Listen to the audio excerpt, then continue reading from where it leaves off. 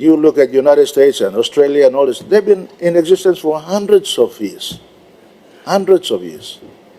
You look at the European countries, they've been in existence for thousands of years.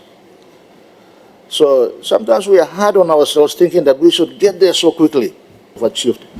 As a nation, we haven't done so badly. We are easy to criticize and we're easy to blame each other. But we are always lacking to praise people and encourage people.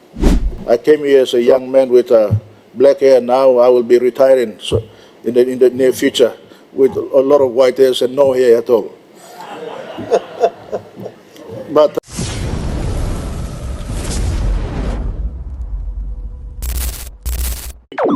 Honorable Member Loyali Bupangia.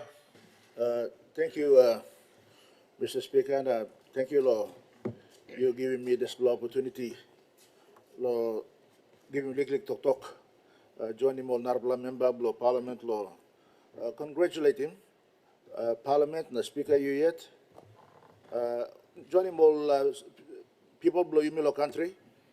Lord, this Lahamas, also Parliament, blow me, established some 41 years, me, how master of display.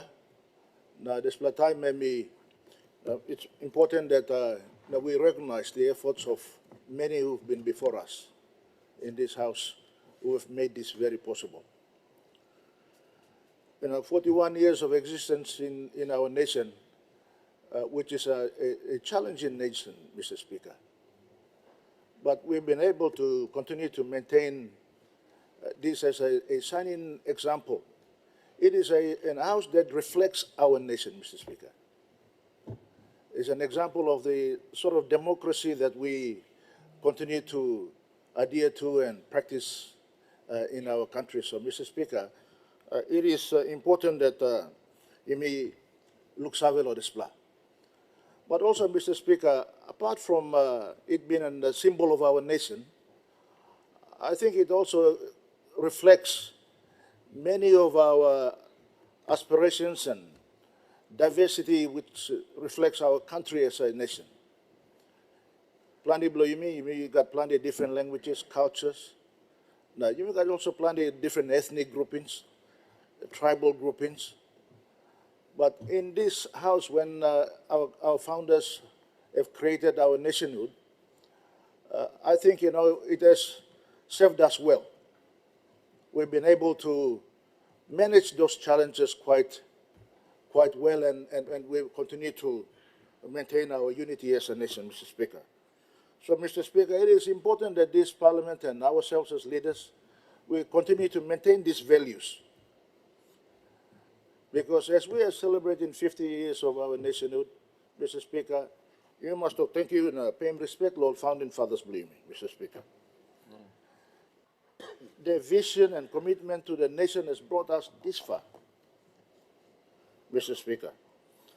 Now, we as leaders, we have to continue to value those beliefs that our founders have and the vision that our founders have seen for our nation.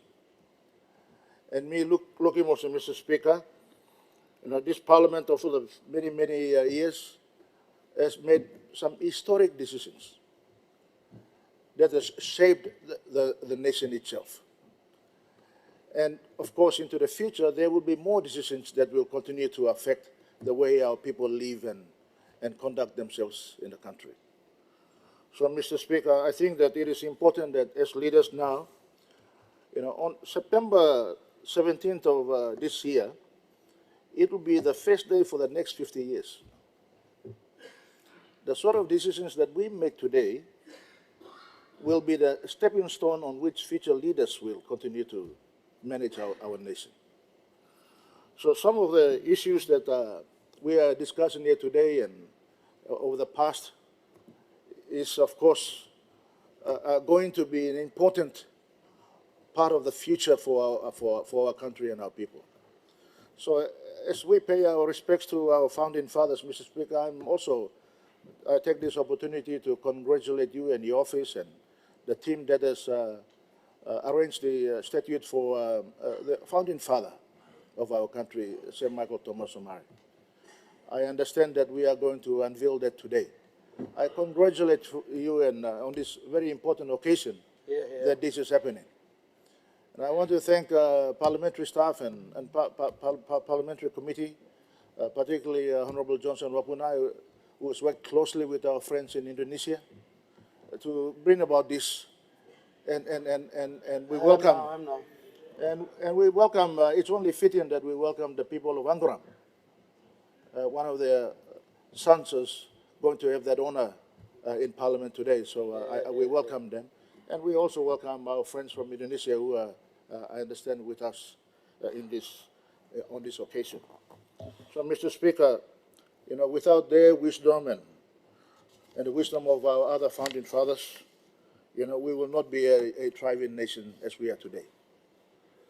You know, we've been existing as a united and nation for 50 years now. And sometimes we are hard on ourselves because of the global community that we live in and the improvements in the technology, and we start to compare ourselves with everyone else around the world. You look at the United States and Australia and all this, they've been in existence for hundreds of years. Hundreds of years. You look at the European countries, they've been in existence for thousands of years. So sometimes we are hard on ourselves thinking that we should get there so quickly. But you know, they've built their resources and capacity and all these things for over those thousands of years. Before you saw online too, also fight law. Place number blow too. You know, me blood that's all. So I think, you know, we need to sometimes pause and take stock of where we are and what we have achieved. As a nation, we haven't done so badly. We are easy to criticize and we are easy to blame each other. But we are always lacking to praise people and encourage people. So, Mr. Speaker, as a nation, I think sometimes we need to reflect on the things that we have done and things that we are going to do into the future. And, Mr. Speaker, one of the interesting points both other speakers have mentioned is about how we conduct ourselves in making decisions and formulating policies and framing legislation in this House. I've been privileged enough to be here for few years now. I came here as a young man with black hair. Now I will be retiring in the near future with a lot of white hairs and no hair at all. But you know, I've seen, you know, we've made mistakes, we've achieved a lot, but you know, it can be done a lot better. When you look at places like England and you know, where we inherited our Westminster style of government, and you look at places like Australia and even United States, Canada, there is accountability in the process that they have. Today we have 3 arms of government that our Constitution has provided for us. Very noble, but the functioning of it has not served us well because we have overlapped each other's responsibility and sometimes that makes a lot of compromises along the way. For instance, in United Kingdom, in England, you have the House of Commons and you've got the upper house with the Lords, House of Lords or whatever they call it over there. In Australia, of course, they've got the House of Assembly, and of course they've got the senators out there. Same thing in Canada and everywhere else. In PNG, we have only 1 parliament.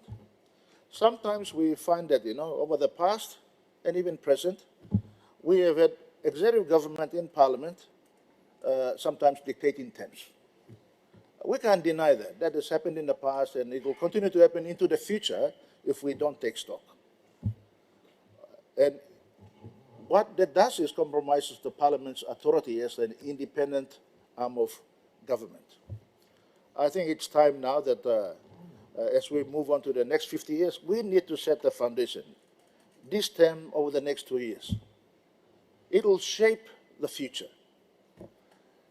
Whether we have an upper house or lower house, or we have to separate the executive government from parliament. Where parliament can hold the executive government to account, Mr. Speaker. Parliament committee system, as the governor for Gulf has stated, must be upgraded and improved under your leadership, Mr. Speaker. That way, when they've got their own budgets, they've got their own ability to operate, Mr. Speaker, you will see that many of them will not be vying to become ministers. For a small country like ours, we've got too many ministers, Mr. Speaker. It works for us, for politics, but it doesn't work for the nation, Mr. Speaker. So I think, we need to find a way. I think it's time now. As I said, 17th of September, it will be the first day for the next 50 years. It's time that we take, and in 2 years' time, we will be going to the elections. We must not be afraid to make these decisions, Mr. Speaker. Why I say this is because we are not going to be here forever. It must not be about us only and whether we stay in power or we lose power. It does not matter about that. It's about what we do for the future for our country and our people. And I think it's time for us to give this gift to the nation about increasing more accountability in the way we make decisions, the way we formulate policies, Mr. Speaker. So, Mr. Speaker, in conclusion, let me say that, we are today leaders of our people in our country. We've been privileged to give that honor by our people. In return, we have an obligation to the nation and our people to lead. And to lead, it means it's to serve, Mr. Speaker. So, Mr. Speaker, let's set the foundation to serve our people over the next 50 years.